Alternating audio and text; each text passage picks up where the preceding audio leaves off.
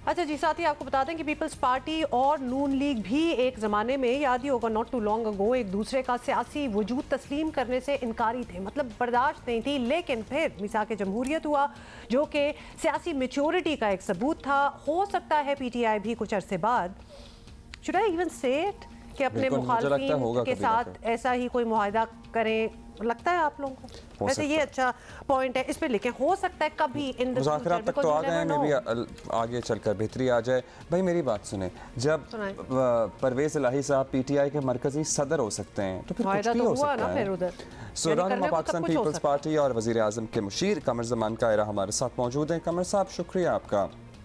Peoples party ना तो आपको पता ही है सियासी रहनुमाओं की गिरफ्तारी के हक़ में होती है, ना ही नैब के किसी एक्शन के। अब अगर इमरान खान साहब को रिलीफ मिलता है तो उसूली तौर पर पीपल्स पार्टी क्या समझें हम, खुशी होगी? ऐसा ही है। आज़ादाना तरीके से इंक्वायरियाँ होनी चाहिए, आज़ादाना तरीके से फैसले होने चाहिए। इस पर पीपल्स पार्टी का हमेशा वाज़ेह मौक़िफ़ रहा और इससे पहले भी गिरफ्तारियां होती रहीं, लोग जाके पेश होते रहे। खान साहब खुद कहते रहे कि जिन जिन के खिलाफ केसेस बनते हैं, हालांकि आपको याद होगा, नहीं तो अपनी जरा लाइब्रेरीज खोलिए और आर्काइव्स खोल के देख लीजिए कि उनके दौर में किस तरह उनके गुजरा। और खुद इमरान खान साहब ये कहते थे कि कल फलां गिरफ्तार हो जाएगा और परसों फलां हो जाएगा, तो वो लोग गिरफ्तार होते थे। पहले से प्रेडिक्शंस होती थी, उनको नैब उठा लेगा, उनको FIA ले जाएगी और वो हुक्म पे ले जाते थे। जब वो बिल्कुल पेश नहीं होते, अपने आप को अबव द लॉ समझते हैं, तो फिर उनकी गिरफ्तारी तो होगी किसी सूरत में, ये तो मामला चलेगा। अब उनकी गिरफ्तारी होनी है तो वो गिरफ्तारी पेश नहीं होने देते, वो लोगों को मारते हैं, पुलिस को मारते हैं। और आप याद करें, लाहौर में उनको गिरफ्तार करने के लिए गए, आसिफ जरदारी साहब को गिरफ्तार करने के लिए उनके घर गए थे, किसी बंदे को, उनके साथ कोई लंबी चौड़ी पुलिस नहीं थी, किसी बंदे को टच नहीं किया गया था। इसी तरह मियां नवाज शरीफ को, बाकी लोगों को गिरफ्तार किया गया, कुछ नहीं हुआ था।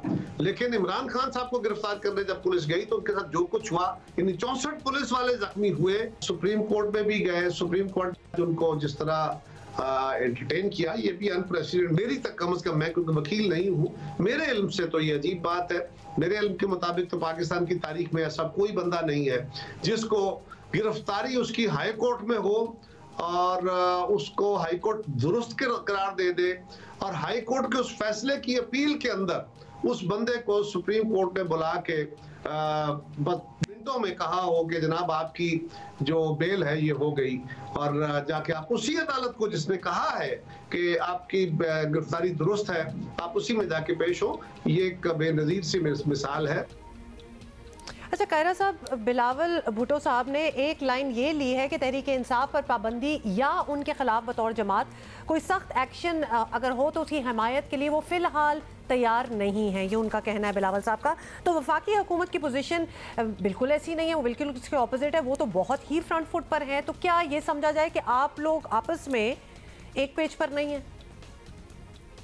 देखिए, हम सारे एक पेज पे, हुकूमत के होने वाले सारे फैसले मुशावरती अमल के जरिए हो रहे हैं। ये एक बात हुई, लोगों ने देखे ना, एक और बात को समझिए, बैठे हैं चेयरमैन साहब, फर्ज करें प्रेस कॉन्फ्रेंस कर रहे हैं, तो वहां एक साफी उनसे सवाल करता है कि जी सुना है कि उनकी जमात पे पाबंदी लग रही है, तो उसके जवाब में पीपल्स पार्टी अपना हिस्टोरिक मौक़िफ़ देती है, क्योंकि इस वक्त तक तो कोई हमारे कार्ड्स पे, कोई हुकूमत के प्लानिंग्स में ऐसी कोई बात नहीं है कि किसी जमात पे पाबंदी लगनी है, PTI पे कुछ होना है, ऐसा तो कुछ नहीं है। लिहाजा उनका यही बनता था। और दूसरी बात यह भी है कि हम समझते हैं कि जमातों पे पाबंदी मसाइल का हल नहीं होता, जमातों पे पाबंदियों से जमातें खत्म नहीं हुआ करती। हाँ, और जमातों के ऊपर पाबंदी इस तरह नहीं।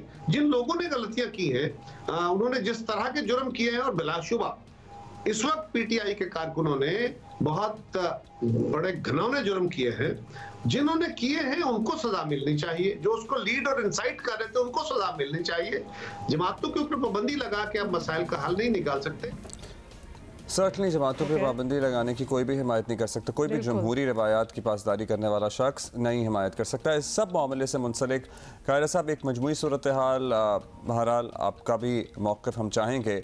मुकदमे जायज़ नाजायज़ भी बना लें तो गिरफ़्तार नहीं कर सकते, गिरफ़्तार कर लें तो पुरतशद्दुद बलवाई आ जाते हैं, एहतजाज रोक नहीं सकते, जिसे गिरफ़्तार किया उसे गिरफ़्तार रख नहीं सकते। तो क्या बतौर हुकूमत ये इत्तेहाद नाकाम नहीं हो चुका?